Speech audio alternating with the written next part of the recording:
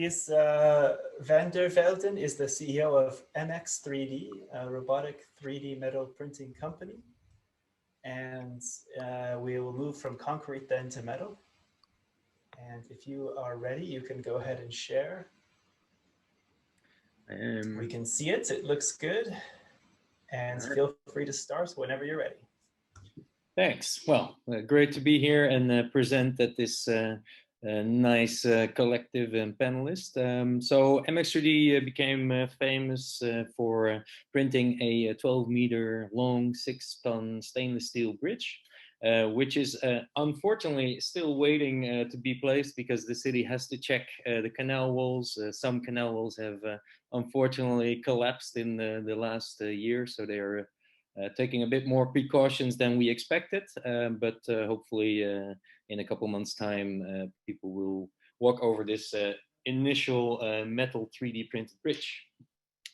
So MX3D is a spin-out from Joris Laarman Lab, which is a Dutch design agency focusing on how new technologies, both digital and physical, are going to change the way our built environment is going to look like.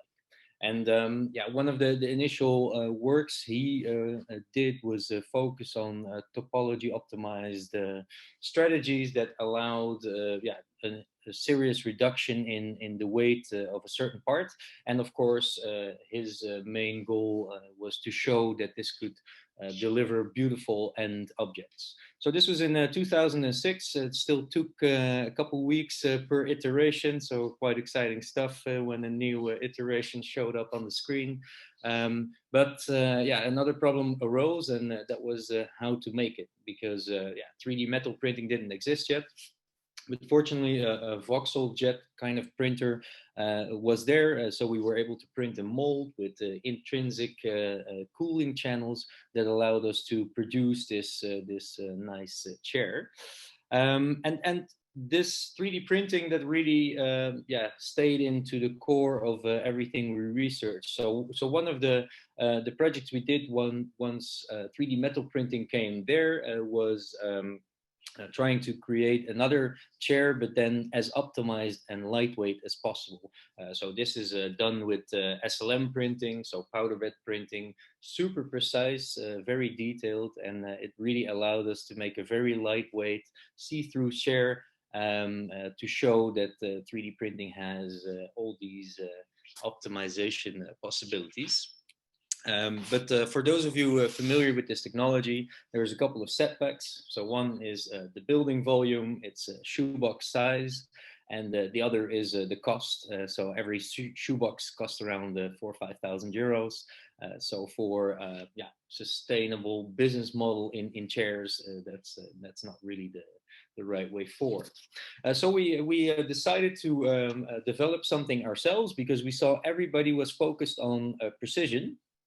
And we realized that if you want to print bigger objects, you might have to let go of this precision fixation and just start with depositing as much metal as you can. And we figured out that a welding machine and a robot could be a good way to do that.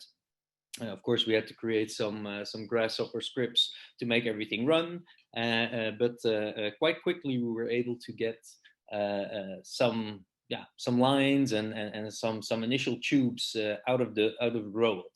And yeah, of course, the welders that told us that this would be impossible, that everything would melt and that we would not be able to get the shape and that the material quality would be really bad. But after testing, this seemed to be not the truth, and yeah, very interesting to continue with.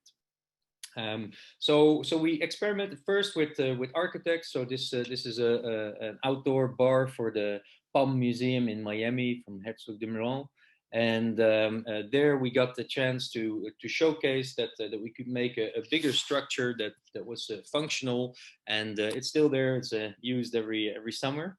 And also for other artists, we were able to explore the width of the possibilities of this technology.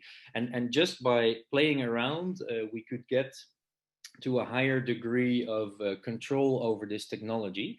And that led to the possibility of thinking about a project like the bridge. So by now we're also included in quite a few European projects because, of course, if you want to do this, you have to have all the building blocks set so that you can, from design to the certified end part, guarantee all the quality. And we're in year 3 of this project now, and we're pretty close to being able to deliver certified parts on yeah, architectural scale. So I will get to that a bit later as well. Yeah, so the bridge part, when we started 5 years ago, the goal was to have 2 robots print their own support structure and slowly moving their way to the middle. We chose a canal in Amsterdam, which is both famous for the red light district, but also only 8 meters in stretch, so to keep it slightly feasible, and that's where we started. Of course, we used a lot of the topology optimization yeah, learnings that we had, and this was one of the ways we designed our initial bridge. But because we wanted to place this bridge in a real environment, we ran into some problems, and the city and the engineers didn't accept this initial bridge because they saw some flaws when a boat would run into one of these straight beams on the bottom. Everything could collapse, and that, of course, was not acceptable. So we had some time together with our lead engineer to come up with a completely new concept. Basically a U shape, which was twisted because both bridge heads are not exactly across each other, and the force lines that came out of this twisting are an important part of the design. From there on, Imperial College helped us to yeah, discover whether this design would be strong enough based on all the material results. And when they gave the green light, after some nice testing, we started printing. So one of the part of the concept was, of course, to put a robot on its own support structure and then continue printing. This was done. It works. It was only fairly slow, so we could only print maybe 0.4 kilos per hour. While with a bridge of 6 tons, this would not work. So eventually, we chose to get a very pragmatic approach and print very large segments, which were welded together. This allowed us to actually finish the project as well. So together with Autodesk and some other partners based on data-centric engineering, we also included a very extensive sensor network, which will become operational once we place the bridge in the city center. It has one function that is to control monitor the bridge health.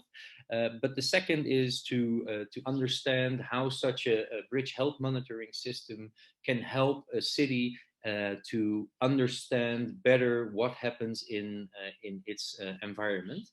So that's going to be an exciting new part of the bridge project once the bridge is placed. Yeah, so all the classic sensors plus some fun sensors are included, and yeah, we have a lot of data scientists ready to make some nice new algorithms and make use of that. Yeah, obviously this bridge, we had to prove and show that this bridge would be strong enough. So the Imperial College team has done everything they could think of to show that it was. And the most basic method was just to put 20 tons on it and see whether it would hold. And yeah, it came down, as far as I can remember, to 25 millimeters, which was exactly according to the prognosis. So a very pragmatic way, of course, necessary because such a new technology has no code yet to follow. And yeah, this is also the method that we use in other projects. Yeah, so our vision is really that once you have the technology and the material completely understood, you can have iteration on your screen, and as an architect or designer, you can pick out the one that suits you best. and from there on, the full creation design can be automated. And yeah, we are getting closer and closer to that. So we have a facility with 10 robots, and most of them are just spinning daily to run new projects without any significant human supervision. So to close up, some final projects that we're working on. So the topology optimization is very important for us because yeah, one of the key advantages of 3D printing is reducing the amount of material that you need for your end part, whether you want to do that for being more lightweight or for environmental purposes. But here you see a spare part. So we picked out a robot arm, we scanned it, we optimized it, printed it, and put it back in the robot. And yeah, with this project, we could really show that also for industrial applications, this technology will hopefully find a good place. More on the construction side, we have been working a lot with Takanaka Corporation, design, engineering, architecture firm in Japan. And with them, we have been developing a node concept in duplex, 2209, if I'm correct. And with them, we want to bring this node concept into a real building. So the idea is that yeah, you can print anything between the connecting plates. So you have this optimized by topology optimization. But you can also include inner space for concrete, for instance, if you have a bit bigger nodes that can be quite relevant. And yeah, ultimately you can start building yeah, canopy structures like this. So we just had our second round of investigations, and the results were excellent. So even the Japanese, who are tend to be quite careful with whatever they say, they were saying that it was nearly ready to put in their real project. So we are hopefully finalizing those steps in the next month. And yeah, I'm also looking forward to any ideas that are coming forward from the audience today.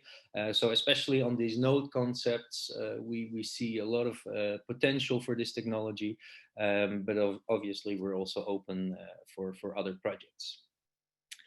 Here you see the node as printed, and yeah, final picture. Unfortunately, I'm not able to disclose everything yet.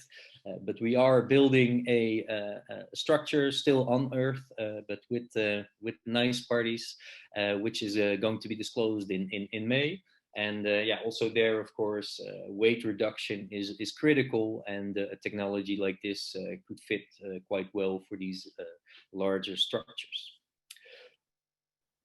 Thank you.